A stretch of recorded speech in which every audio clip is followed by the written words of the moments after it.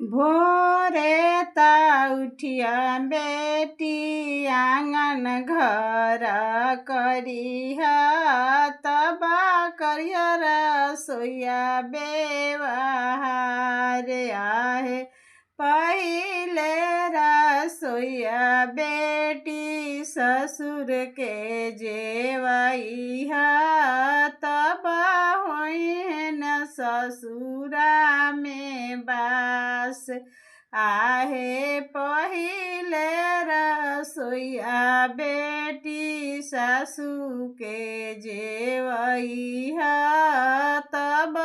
होइन ससुरा में बास आहे भोरे ता उठिया बेटी आंगन घर करिहा तब करिया रसोइया बेवहार रे आहे पहिले रसोई